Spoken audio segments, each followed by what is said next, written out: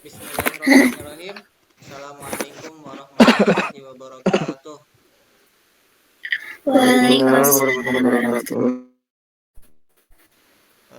Kami dari kelompok 3 izin untuk melakukan presentasi untuk memenuhi tugas UAS dalam mata kuliah Arsitektur Enterprise.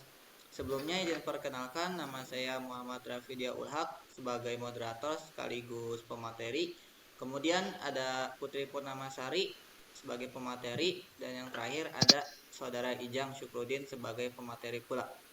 Baik, untuk yang pertama akan kita langsungkan saja untuk mempersingkat waktu. Untuk yang pertama saya serahkan kepada Saudara Ijang untuk menyampaikan materinya. Terima kasih Saudara Pi atas waktunya.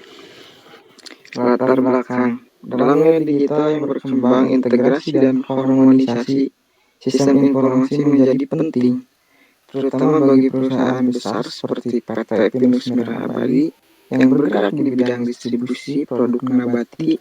Dengan banyak divisi dan cabang, perusahaan ini menghadapi tantangan besar dalam mengelola sistem informasi. Lalu ada solusi yang diusulkan adalah merancang arsitektur enterprise menggunakan metode TOGAF, The Open Group Architecture Framework. TOGAF adalah kerangka kerja fokus pada kebutuhan bisnis, mendukung operasional. Penelitian ini bertujuan merancang arsitektur enterprise di PT Merah Abadi dengan TOGAF, agar perusahaan dapat mengembangkan sistem informasi yang terintegrasi dan efisien, serta meningkatkan daya saing di pasar yang kompetitif. Mungkin segitu yang saya sampaikan. Saya akan kembalikan lagi kepada Saudara Rapi. Terima kasih. Baik, untuk selanjutnya akan dilanjutkan oleh Saudara Putri Purnamasari. Kepadanya dipersilahkan. Baik, terima kasih kepada Saudara Rapi yang telah memberikan waktunya kepada saya untuk menjelaskan materi selanjutnya. Baik, di sini ada profil perusahaan, di mana PT Pinus Merah Abadi adalah perusahaan terkemuka di industri makanan dan minuman, yang mana berfokus pada produksi dan distribusi produk nabati. Mereka berkomitmen menyediakan produk yang berkualitas tinggi dari bahan yang alami dan sehat, dengan jaringan distribusi yang melayani ratusan ribu outlet di seluruh Indonesia. Portofolio produk mereka mencangkup makanan ringan, minuman, dan produk kesehatan bertanaman, di mana dirancang untuk konsumen yang peduli dengan pola makan sehat dan berkelanjutan secara keseluruhan. PT Pinus Merah Abadi berhasil menggabungkan inovasi yang berkualitas dan tanggung jawab sosial dalam operasionalnya, yaitu berupa memberikan kontribusi positif bagi masyarakat dan lingkungan, sambil terus berkembang.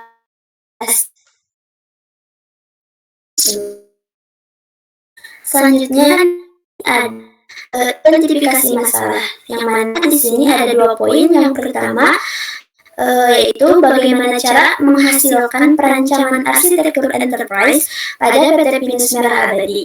Dan yang kedua ada bagaimana cara menghasilkan perancangan arsitektur enterprise pada. Selanjutnya di sini ada tujuannya, di mana ada rancangan arsitektur enterprise pada PT Pinus Merah Abadi, dan yang kedua rancangan arsitektur enterprise yang menggunakan metode TOGAF pada PT Pinus Merah Abadi. Baik, selanjutnya di sini ada struktur organisasi, di mana di sini ada Bapak Niko Akvianto sebagai branch manager, dan ada Bapak Furkon selaku administrasi. Yang selanjutnya ada Ibu Indah Alalani menjabat sebagai Sales Manager MT, dan Bapak Erik Yudhistira menjabat sebagai Sales Manager GT. Lalu ada Bapak Fajar Fadli, di mana beliau menjabat sebagai Supervisor MT, dan ada Bapak Dika Wijaya, beliau menjabat sebagai Supervisor GT, dan Bapak Eka Nugraha, beliau menjabat sebagai MDS MT, dan Bapak Rizky, beliau menjabat sebagai MDS GT. Selanjutnya di sini ada mission statement. Yang pertama di sini menyediakan produk yang berkualitas tinggi, dan yang kedua ada membangun jaringan distribusi yang luas, dan yang ketiga memberikan layanan pelanggan yang prima, dan yang keempat yaitu mengembangkan sumber daya manusia, dan yang terakhir meningkatkan kesejahteraan masyarakat. Yang selanjutnya di sini ada arsitektur prinsipal, di mana yang pertama yaitu membangun sistem manajemen keuangan yang aman dan terjamin. Yang kedua, membangun sistem yang stabilitas, dan yang ketiga ada arsitektur yang telah dirancang harus terintegrasi dan terhubung, dan yang keempat yaitu merancang sistem, mengelola dan pelatihan karyawan, dan yang kelima membangun sistem teknologi informasi yang mudah digunakan dan mudah untuk diakses. Selanjutnya di sini ada prinsip 5W1H. Yang pertama ada WAT, yaitu kerangka kerja untuk mendeskripsikan, menganalisis, merancang, dan merancangkan arsitektur enterprise PT Pinus Merah Abadi. Dan yang kedua ada WO, yaitu pemilik yang bertanggung jawab merancang, mengembangkan, dan memelihara arsitektur enterprise. Dan yang ketiga ada AWARE, yaitu mencangkup semua sistem informasi dan teknologi yang digunakan di PT Pinus Merah Abadi, baik di lokasi maupun di cloud. Yang keempat ada ON, yaitu proses mengembangkan berlangsung beberapa bulan hingga beberapa tahun yang tergantung pada kompleksitas dan kebutuhan bisnis.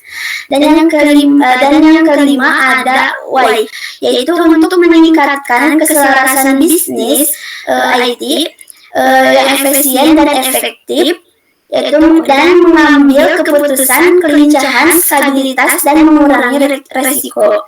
Dan yang terakhir ada how, yaitu disusun melalui proses discovery, analisis, design, implementation, dan operation.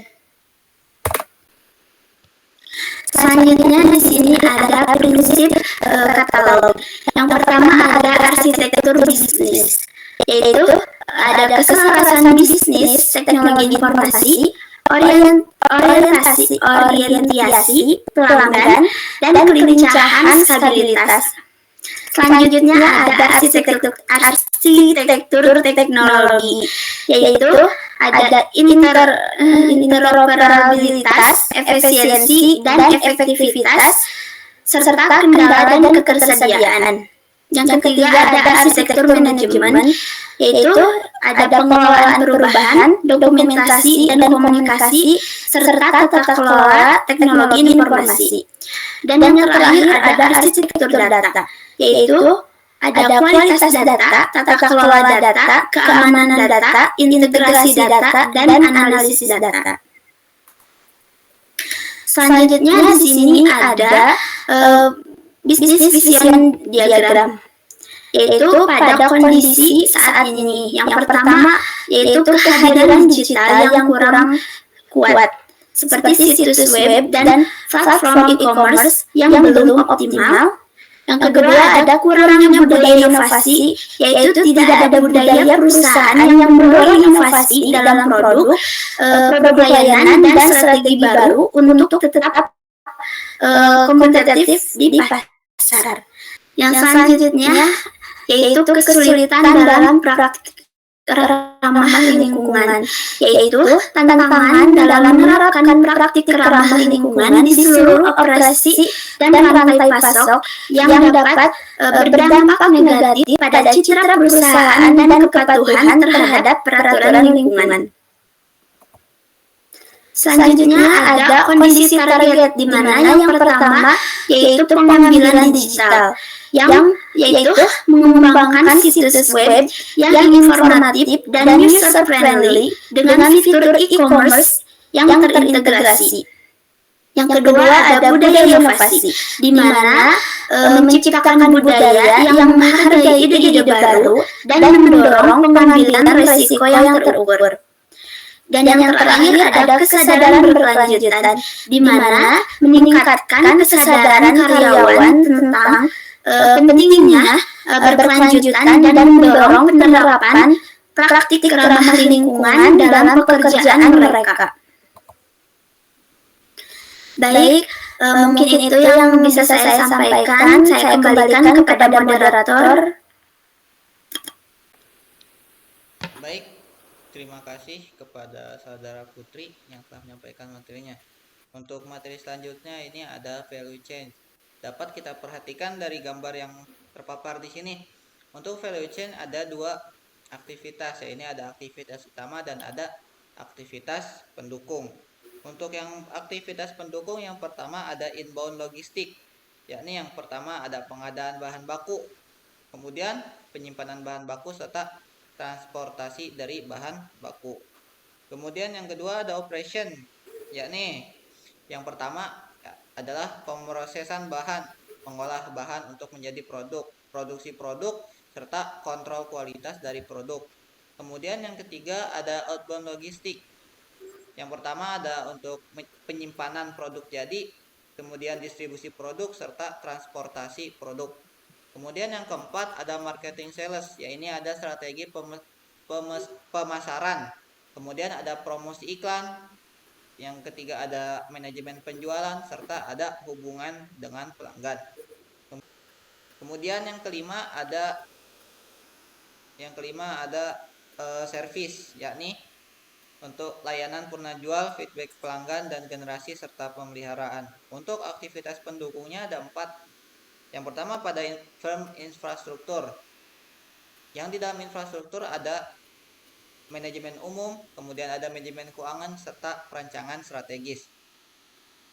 Kemudian ada human resource management, yakni pemanfaatan SDM, yaitu dengan melakukan rekrutmen dan seleksi, pelatihan dan pengembangan, serta manajemen kerja karyawan. Kemudian yang ketiga ada teknologi development. Di dalamnya ada penelitian dan pengembangan pada sistem informasi, otomatisasi, dan pengembangan dari produk. Kemudian yang terakhir ada procurement, yakni ada sourcing, negosiasi kontrak, pembelian, dan manajemen dari pemasok. Baik, slide selanjutnya. Untuk selanjutnya ada arsitektur vision, yang dimana pada slide ini menjelaskan permasalahan yang terjadi pada organisasi atau sebuah perusahaan. Pada PT Pinus Merah Abadi, yang pertama ada permasalahan dari pemanfaatan teknologi, yakni kurangnya pemanfaatan teknologi seperti situs web atau platform e-commerce menyebabkan kurangnya pengenalan perusahaan oleh calon pelanggan potensial. Kemudian yang kedua ada permasalahan manajemen produk, kurangnya inovasi dalam pengembangan produk, layanan, dan strategi karena budaya perusahaan yang kaku. Kemudian yang ketiga ada manajemen karyawan, seperti dari pengabsenan dan penilaian kinerja karyawan dilakukan secara manual menyebabkan proses penilaian kerja yang memakan waktu. Baik, untuk slide selanjutnya masih pada arsitektur vision. Ya, ini di sini ada konsep diagram solusi konsep. Yang pertama, untuk pemanfaatan teknologi, solusinya adalah mengembangkan atau pengembangan situs web yang informatif dan user friendly serta dengan fitur e-commerce terintegrasi. Kemudian yang kedua ada manajemen produksi, membangun budaya perusahaan yang mendukung inovasi dan pengambilan resiko yang terukur. Kemudian ada manajemen karyawan, mengadopsi sistem digital untuk pengelolaan pengabsenan, seperti perangkat lunak HRIS atau pemantauan otomatis kehadiran dari karyawan. Baik, selanjutnya ada bisnis arsitektur. Pada gambar yang pertama ada usulan dan rich picture dari manajemen keuangan.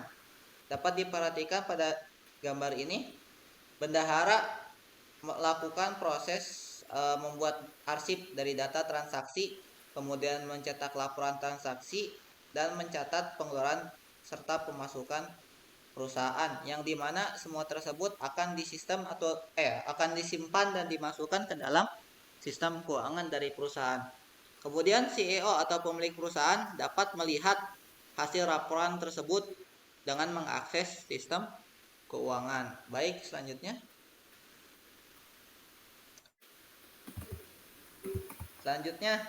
arsitektur manajemen keuangan. Selanjutnya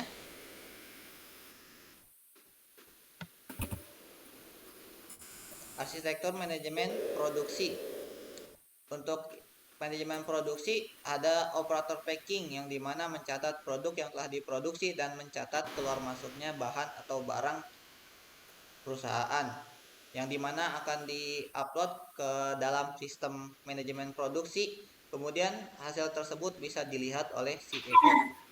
Baik, next, selanjutnya ada IS arsitektur atau Information System Arsitektur. Yang pertama, untuk aplikasi arsitekturnya yang digunakan pada manajemen produksi, kemudian manajemen keuangan, serta manajemen karyawan. Untuk aplikasi arsitektur modul juga digunakan pada 3 hal tersebut. Baik, selanjutnya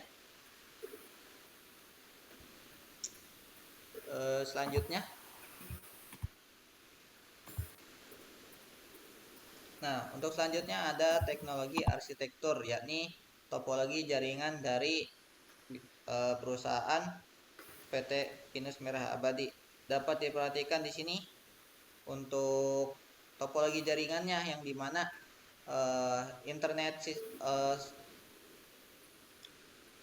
dapat diperhatikan ada ISP, yakni ISP adalah internet, penyedia internet, yang dimana ditangkap oleh switch atau router. Kemudian di dalam ini pula ada VPN gateway, yang dimana VPN itu berfungsi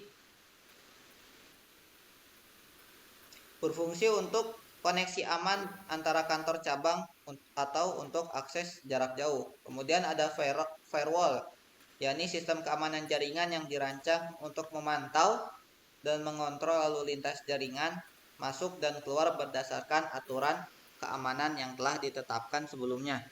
Kemudian ada server, yakni server yang digunakan untuk sistem dari website dari perusahaan. Kemudian ada switch untuk mengatur dan mengelola lalu lintas jaringan. Kemudian ada access point untuk menyediakan konektivitas nirkabel di seluruh kantor. Baik, selanjutnya. Kemudian selanjutnya pada teknologi arsitektur, yakni pada hardware yang digunakan pada PT Pinus Merah Abadi. Salah satunya ada PC, kemudian ada smartphone, ada akses router, ada switch atau router, ada access point, kemudian ada kabel jaringan atau Ethernet, serta ada UPS. Selanjutnya, untuk software yang digunakan yakni web server, kemudian database server, operasi sistem dari perangkat baik itu Android ataupun Windows pada PC ataupun smartphone. Kemudian ada firewall, ada VPN, dan aplikasi SFA. Baik, selanjutnya. Kemudian ada opportunities and solution, arsitektur bisnis dan kebijakan TI saat ini pada PT Pinus Merah Abadi. Yang pertama, kurangnya pemanfaatan teknologi berupa pengembangan website atau e-commerce. Kemudian budaya perusahaan terlalu kaku. Terus yang terakhir ada pengabsenan dan penilaian kerja karyawan yang masih menggunakan sistem manual. Baik, selanjutnya.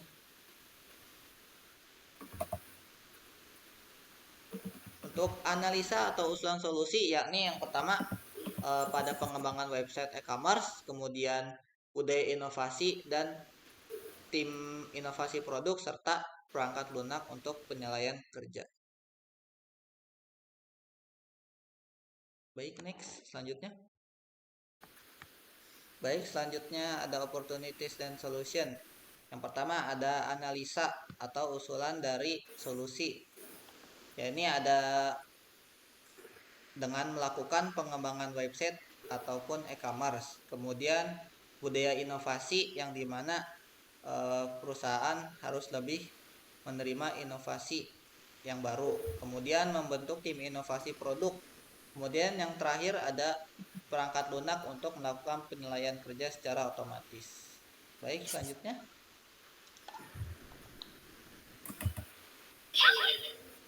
Selanjutnya ada target arsitektur bisnis dan kebijakan masa depan. Yang pertama yakni dapat memanfaatkan teknologi, kemudian produk dapat berkembang menjadi lebih baik dengan kualitas yang lebih baik. Kemudian manajemen kinerja karyawan dapat dinilai secara otomatis. Untuk berikutnya saya serahkan kepada saudara Ijang. Waktu dan tempat dipersilakan. Terima kasih Saudara Rapi. Itu yang terakhir, kesimpulan. Kesimpulan itu ada 3. Satu, penelitian ini bertujuan untuk merancang arsitektur enterprise di PT Pinus Merah Abadi menggunakan metode TOGAP. Yang kedua, hasil dari penelitian ini adalah rancangan arsitektur enterprise yang implementatif untuk PT Pinus Merah Abadi, yang meliputi pemanfaatan teknologi, manajemen produksi, dan pengolahan karyawan. Lalu yang ketiga, implementasi TOGAP memberikan manfaat yang terukur bagi PT Pinus Merah Abadi seperti pengurangan biaya operasional, peningkatan integrasi sistem, dan percepatan waktu rilis produk. Selain itu, TOGAP juga membantu perusahaan dalam mengelola risiko teknologi dan bisnis dengan lebih baik.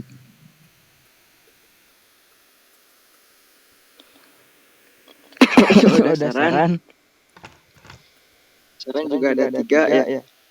1.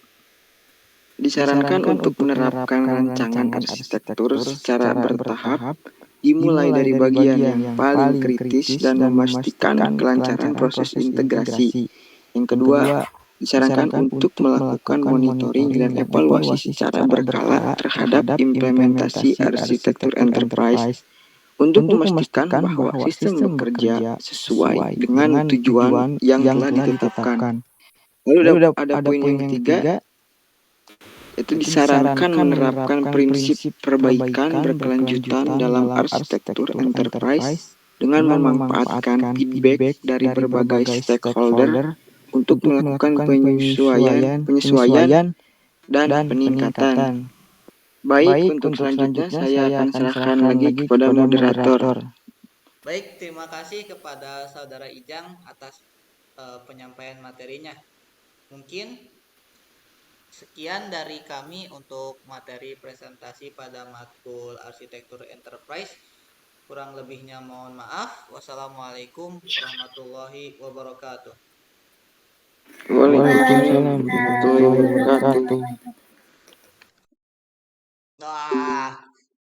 Salah